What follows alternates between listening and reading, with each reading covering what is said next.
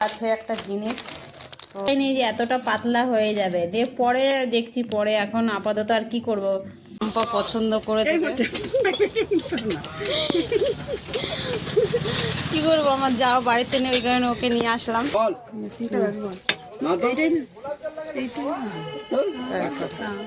হালকা না দেখে হ্যাঁ তো প্রচুর হালকা তো দেখো আমি কাঁসা পিতল অত বুঝিই না একদম এটা দেখো চম্পা এটা ভারী আছে দেখো মা এখন তো ভাঙতে যাবো কি নরম একদম তোমার পছন্দ ওই রকমই হয় অমনি রইলে এই রকমই পেতে তাহলে তোমার দেখো অন্য নেই তো দোকানে আর কি করবে এবার আর দেখো টাইমও নাই আজকে সময়ও নেই যে অন্য দোকানে যাবো কত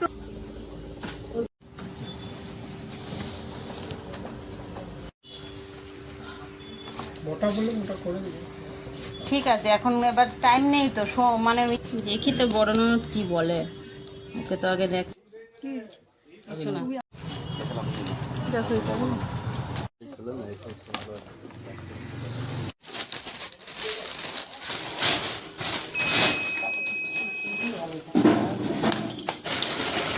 হয়েছে তো আমি 2 পাতা টিপ নিয়েছি আর এই যে চেনটা নিয়েছি আর ছোট ছোট দুটো কানের নিয়েছি এই যে বেশ ভালো লাগছে আমার কাছে তো ভালো লাগছে আর এটাও নিয়েছি চম্পা বললো যে এইটা নেওয়া তোমার ভালো লাগবে তো আমি যাই হোক আর এই যে জামা নিয়েছি ভাগ্নির জন্য আর এটাতে আছে একটা জিনিস তো এটা হচ্ছে এখানে আছে দেখাচ্ছি দাঁড়াও এই যে ওর মামা দেখছে ওর মামার অতটা পছন্দ হয়নি এবার কি করব বলো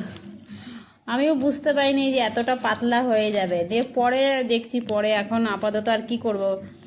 এটা দিয়ে দিই এটা পরে আবার পাল্টে এই যে বাটিটা আর চামচটা একটাই চামচ ছিল এবার এটাই নিতে হলো গ্লাস এইগুলো করেছি বাজার সন্ধ্যা 7টা বাজে তো ভাবলাম একটু মাংস করে দিয়ে যাই ওদেরকে আজকে ইচ্ছা করছিল না শরীরটা খুব ক্লান্ত লাগছে তাও তো নারায়ণকে বললাম যে আমি এনে সব কিছু গুছিয়ে দিচ্ছি তুমি একটু করে দেবে তো বললো যে ঠিক আছে দিয়ে আমি ভাত নামিয়ে নিয়েছি আর সব কিছু করে দিয়ে যাচ্ছি শুভর জন্য চা করব যাব একটু দোকানে কেন কি সকালে গিয়েছিলাম কিন্তু একটা জিনিস আমি ভুলে গেছি কি জানো এই যে ভাবলাম যে একটা চুড়ি পরি তো একটু তাই সেটা আনতে যাবো এখন আবার আমার এটাই পছন্দ হয়েছে এই ধরনের দাও না নিয়ে নেবো না